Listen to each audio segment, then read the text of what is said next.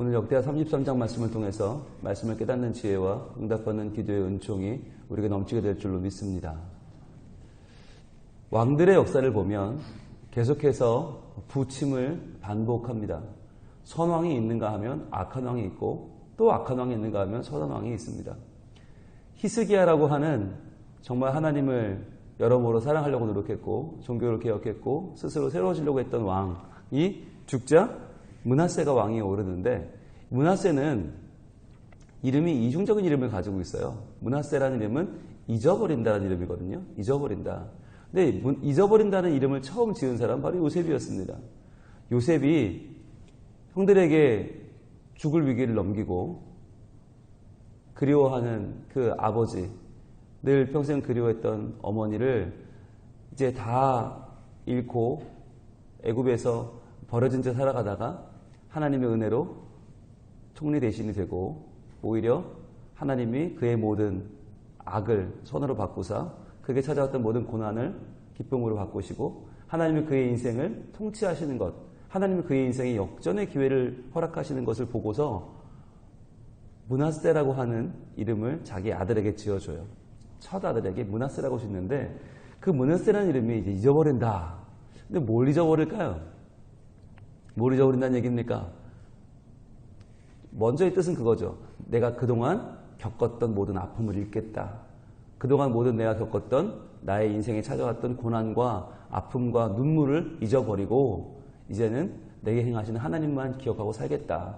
라고 하는 뜻으로 므낫세라는 이름을 지었겠죠.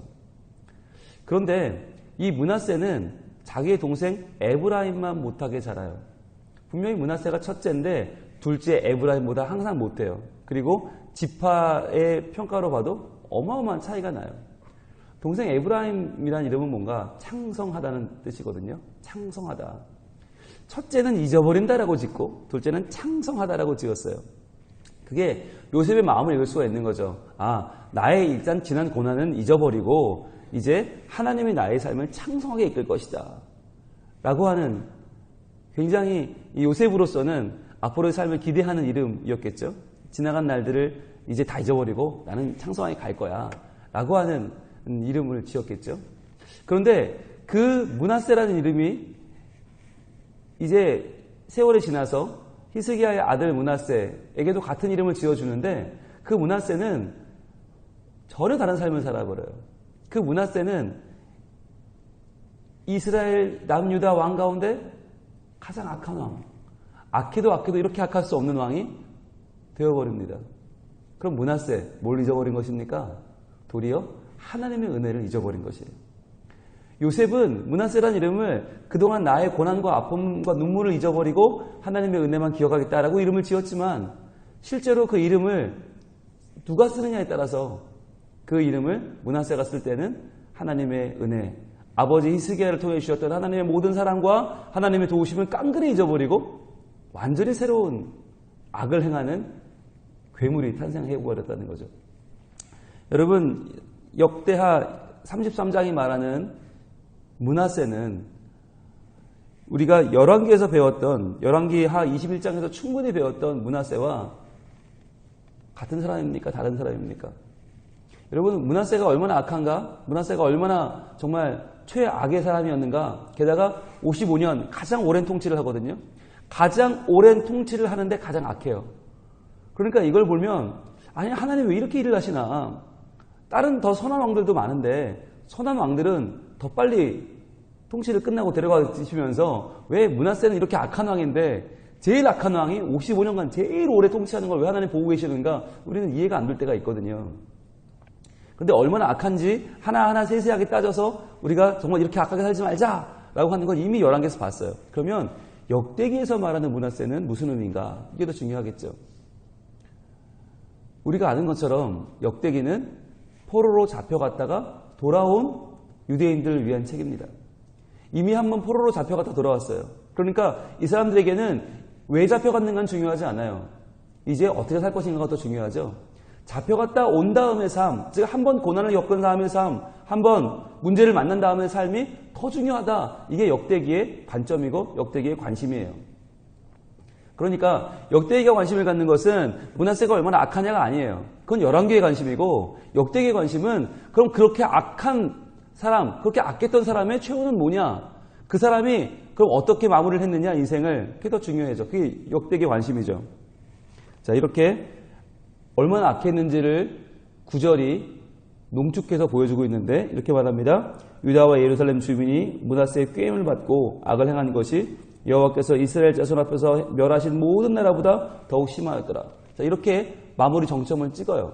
므낫세는 혼자 악한 게 아니라 백성들을 꾀어서 역대 비교할 수 없을 만큼 악하게 만들었다. 이게 이제 마지막 정점을 찍고요. 근데 문제는 9절까지는 열왕기와 똑같은데 10절부터 13절까지의 기록은요. 열왕기에는 없는 기록이 나와요. 열왕기, 즉 므낫세가 얼마나 악한지를 고발하는 용도의 책에서는 나오지 않는 이야기가 돌아온 포로들에게 주어지는, 한번 고난을 당하고 돌아온 사람에게 주어지는 이 역대기에는 있단 말이죠. 10절부터 봅니다. 여호와께서 므낫세와 그의 백성에게 이르셨으나 그들이 듣지 아니하므로, 자, 듣지 아니했죠. 그래서 어떻게 하셨나? 11절 여호와께서 아수르 왕의 군대 지휘관들이 와서 치게 하심에 그들이 므낫세를 사로잡고 쇠사슬로 결박하여 바벨론으로 끌고 간지라. 자, 열왕기에 없는 이야기, 바로 하나님이 하나님 앞에 악하게 행하는 므낫세를 어디로 끌고 갔어요? 바벨론으로 끌고 갔다라고 하는 이야기가 들어있어요. 그러니까 이거 왜 넣었겠어요? 왜 열왕기에서는 무시하고 넘어간 이야기를 역대기는 왜 적었겠어요? 한번 갔다 왔잖아요. 그러니까 가는 느낌이 어떤 건지 알잖아요. 포로된 느낌이 어떤지 알아요. 그러니까 돌아온 백성들에게 너희가 포로로 잡혀갔다 온 것처럼 이 므낫세도, 이 악한 왕도 갔다 왔다. 이 악한 왕이 하나님의 통치 가운데 있었기 때문에 하나님은 그를 사랑하셔서 징계하셨고 그 징계로 포로가 되어서 갔다 왔다. 자, 그러면 이제 어떻게 살 것인가? 이게 중요한 거예요. 핵심이 여기 역대야 기자가 하고 싶은 이야기가 바로 12절에 나옵니다. 같이 읽습니다. 그가 환난을 당하여 그의 하나님 여호와께 간구하고 그의 조상들의 하나님 앞에 크게 겸손하여. 자, 이 이야기를 하고 싶은 거예요. 역대의 기자가 여러 개 한번 나왔던 이야기를 또 한번 반복해 쓰는 이유가 뭐냐? 그만큼 악하니까 나쁜 놈, 이게 아니라 그래서 어떻게, 그 악한 왕을 어떻게 하나님 그 인생을 마무리하게 하셨는가? 바로 포로 되었다가 돌아왔는데 그가 그 환난을 당했을 때 그의 하나님 여호와께 간구하고 그의 조상들의 하나님 앞에 크게 겸손하셨다는 거예요. 이게 우리의 할 일이다 이거예요. 포로로 잡혀갔다가 돌아온 우리가 해야 될 일이 뭐냐? 우리는 이제 하나님 여호와께 간구해야 된다. 그의 조상들의 하나님 앞에 크게 겸손해야 된다. 13절 같이 읽습니다. 시작. 기도하였으므로 하나님이 그의 기도를 받으시며 그의 간구를 들으시사 그가 예루살렘에 돌아와서 다시 왕위에 앉게 하심에 므낫세가 그제서야 여호와께서 하나님이신 줄을 알았더라. 이게 하나님이 포로에서 돌아온 백성에게 해주시는 일이라는 거죠. 이게 지금 포로에서 돌아온 사람들이 하고 싶은 이야기죠. 자, 그렇게 겸손하게 간구하고 기도하였더니 하나님이 그의 기도를 어떻게 했다고요? 받으시며 그의 간구를 들으시사. 이게 중요한 거죠. 여러분, 한번 포로 잡혀갔다가 돌아온 사람들에게 뭐가 있어요? 그 사람들에게는요, 열등감이 있고 패배의식이 있어요. 아, 우리는 이미 나라가 망했지. 우리는 포로로 잡혀갔지. 돌아왔지만 우리는 할 수 있는 게 없어. 라고 하는 낮아진 자존감이 있어요. 그 마음을 다시 한번 므낫세의 이야기로 회복시켜주는 것이죠. 역대기는. 아니, 그렇지 않아. 너희는 아무것도 아닌 게 아니야. 너희가 죄를 범했지만, 그래서 포로로 잡혀갔다 돌아왔지만, 그러나 하나님은 너희의 기도를 들으시고 하나님은 너희의 간구에 응답하시는 하나님이다. 이걸 알려주는 거죠. 여러분, 아무리 죄인이라도 므낫세만큼 죄인이 있을까요? 아무리 많은 죄를 졌더라도 므낫세만큼 죄 지은 사람이 있어요? 55년간 죄 지은 사람 아무도 없어요. 그 사람들에게 이야기해 주는 거죠. 므낫세도 그 악한 왕도 회개했더니 하나님 들어주시더라. 그러니까 우리도 앞으로 어떻게 하자? 회개하자. 그리고 하나님과의 관계를 회복하자라고 하는 거죠. 그랬더니 어떻게 해요? 그가 예루살렘에 돌아와서 어떻게 해요? 다시 왕위에 앉게 하시며, 다시 왕위에 앉게 하셨다. 그러니까 이제 우리는 돌아온 포로가 아니라는 거예요. 이제 우리는 돌아와서 다시 하나님의 왕권을 가지고 하나님의 왕의 자녀가 돼서 하나님의 왕국에 참여하는 하나님의 사람들이 되었다라고 하는 거죠. 그래서 이제 포로에서 돌아온 사람들에게 주는 가장 강력한 메시지, 너희는 하나님 나라 백성이다. 너희는 다윗의 자손이고 너희는 성전에서 예비하는 하나님의 사람이고 너희는 다시 한번 하나님과의 관계를 맺고 다시 하나님과 일어날 주의 군사다 라고 하는 메시지를 지금 므낫세를 통하여 주고 있는 것입니다. 자, 그래서 결론이 어떻게 돼요?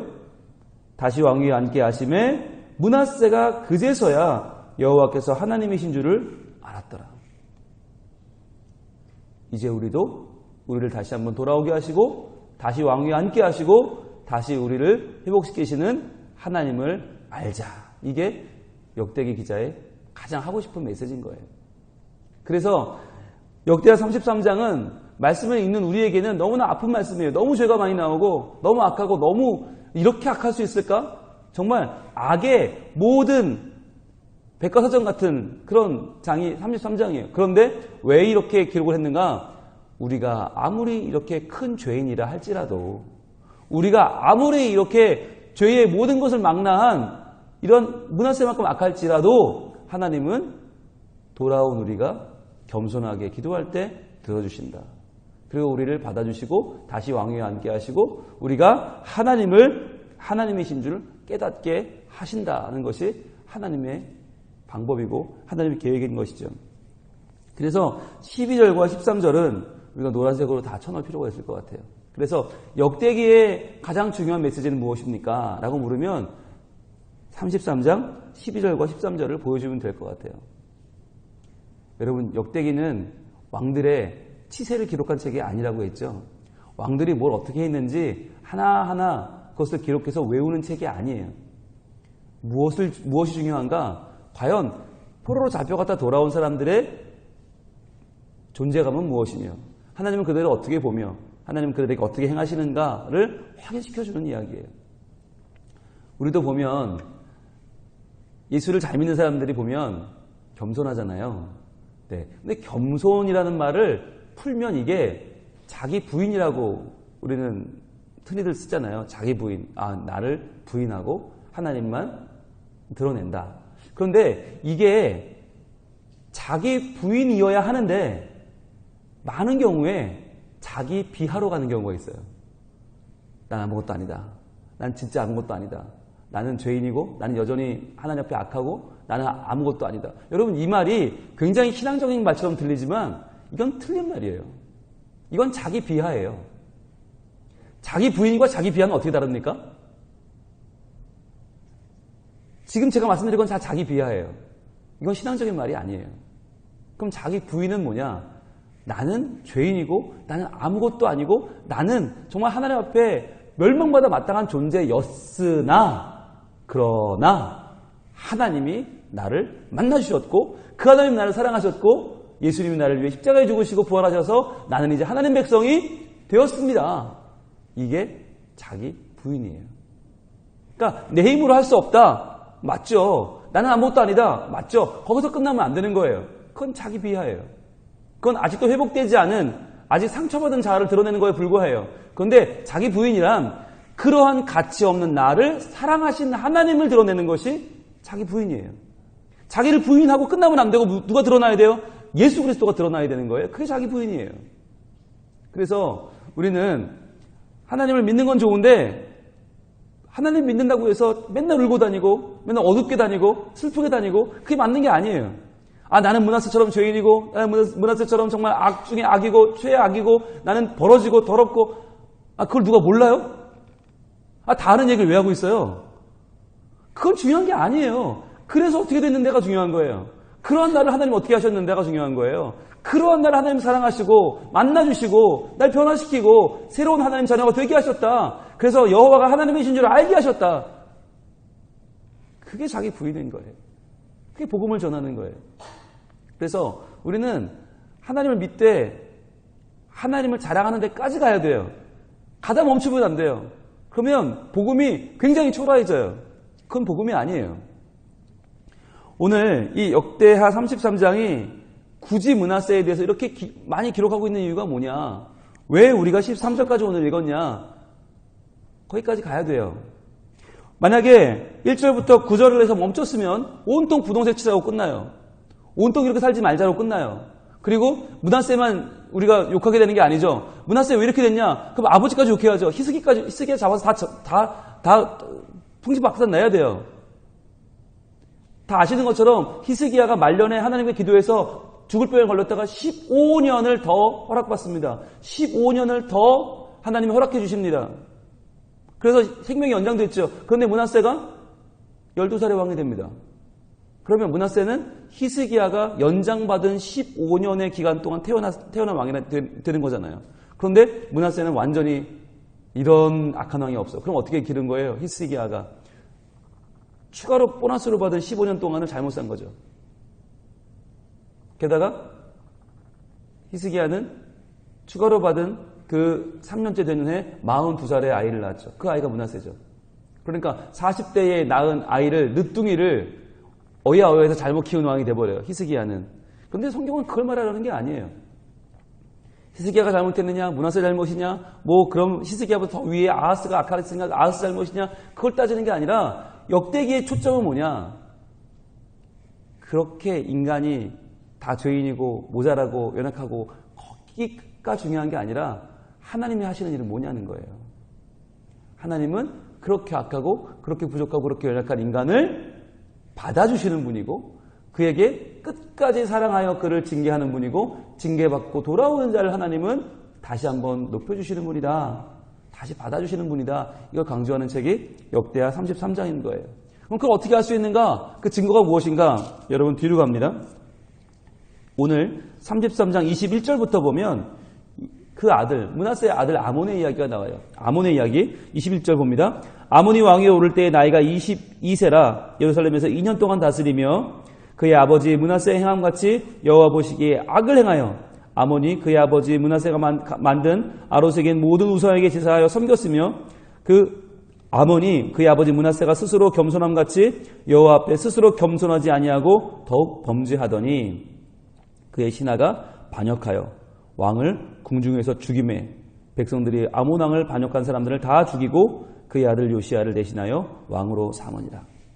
이렇게 아몬에 대한 이야기로 오늘 33장이 끝나요. 그럼 차이가 뭘까요? 므낫세도 악하고 아몬도 악했어요. 그런데 아몬은 아버지 므낫세처럼 회개하지 않았다는 거예요. 회개하지 않았다. 자, 악한 걸로 치면 므낫세만큼 악한 왕은 없죠. 근데 가장 악한 왕 므낫세가 회개하고 하나님께로 돌아왔어요. 그런데 그의 아들 아몬은 똑같이 악했는데, 아니 아버지보다 덜 악했을 수도 있지만 그렇잖아요. 뭐 2년 동안 다스렸는데 악해가 얼마나 악하겠어요? 50년을 악하게 사는 므낫세와 비교하겠어요? 비교가 안 되죠. 므낫세가 무기징역 사형이면 이 아몬은 집행유예죠. 그런데 그렇게밖에 죄를 안 지었지만 아몬은 끔찍한 최후를 맞아요. 왜요? 회개하지 않았기 때문이에요. 즉 역대기의 관심은 그가 얼마나 죄인이냐가 아니에요. 50년 동안 죄 지었냐? 2년 동안 죄 지었냐? 이 차이가 아니라 관심은 뭐예요? 회개했냐 아니냐예요. 왜? 관심은 하나님이니까. 사람이 아니니까. 사람이 얼마나 악하느냐는 관심이 아니에요.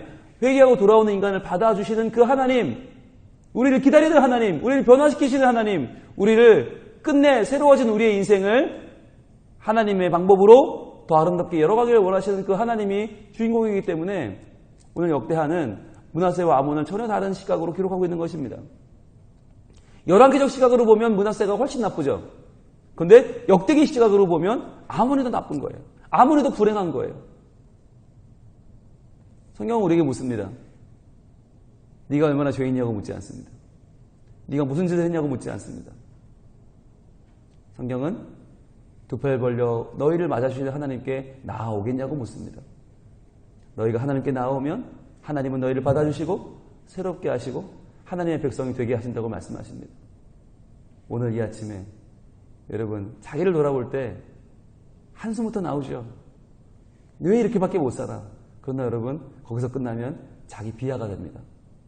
하나님 이런 저도 받아주셔서 감사합니다.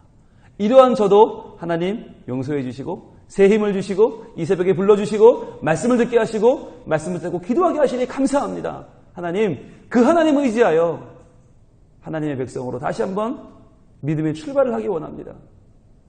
문하세처럼 악한 인생, 부족한 인생, 연약한 인생, 그러나 하나님 안에 있으면 새로운 인생이 될 줄로 믿사오니 믿음 안에 거룩한 재활용이 일어나게 하여 주시옵소서.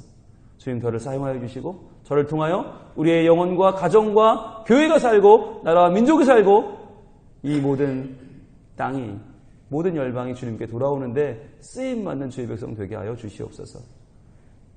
이 아몬처럼 나는 죄가 별로 없다고 말하며 그러나 죄 속으로 걸어 들어가 끝나는 인생이 아니라 그 죄를 다시 밟고 이기고 하나님께로 나아가 주님의 용서하시는 그 은혜를 누리게 하여 주시옵소서. 기도할 때에 하나님 반드시 우리를 그 은혜 가운데로 인도하실 줄로 믿습니다. 기도하겠습니다. 하나님, 므낫세와 아몬의 이야기를 읽으며 저희들은 우리의 삶을 돌아보게 됩니다. 주님, 우리가 비록 아몬처럼 별 잘못을 하지 않았다 할지라도 그러나 회개하지 않으면 망합니다. 그러나 므낫세처럼 역대 가장 악한 왕이 가장 오랜 시간 악을 행했다 할지라도 하나님은 그것마저도 돌아올 때 용서하시고 다시 한번 회개할 때 받아주시는 하나님이심을 오늘 말씀은 증거하고 있습니다. 주님, 어떤 삶을 살아야 할까요? 다시 한번 하나님 품에 돌아오는 인생이 되게 하여 주시옵소서. 다시 한번 하나님을 기억하는 인생이 되게 하여 주시옵소서. 주여, 임의하신 구세주여, 내 말 들으사 죄인오라 하실 때에 날 부르소서. 그러나 주님, 나를 부르셔서 다시 한번 새롭게 하시고 다시 한번 나를 품어 하나님의 사람으로 재활용해 주시는 하나님의 사랑을 우리가 가득 받게 하시고 새로운 삶이 되게 하시고 새 인생 되게 하시고 쓰임받는 주의 백성 되게 하여 주시옵소서. 주님, 오늘 우리 34명의 캄보디아 단기선교 팀이 사역을 마치고 출발합니다. 주님, 오늘 출발하고 내일 돌아오는 모든 일정 가운데 함께 하여 주시고 주님, 끝까지 그들의 삶 가운데 그들의 모든 행보 가운데 함께 하셔서 오직 내 삶의 주인이신 하나님을 가까이 느끼고 하나님의 임재를 경험하며 찬양하며 돌아오는 우리 단기선교팀이 되게 하여 주시옵소서. 특별히 15명의 우리 다음 세대들 그들을 붙잡아 주셔서 끝까지 안전케 하시고 끝까지 그의 삶 가운데 잊을 수 없는 하나님의 동행하심을 경험하는 이번 단기선교가 되게 하여 주시옵소서. 주님, 우리 모든 성민 가족들에게 죄 씻음의 은혜를 주시고 오직 하나님만 의지하고 하나님 안에 새로워지는 역사를 주님 허락하여 주시옵소서. 예수님 이름으로 기도합니다. 아멘.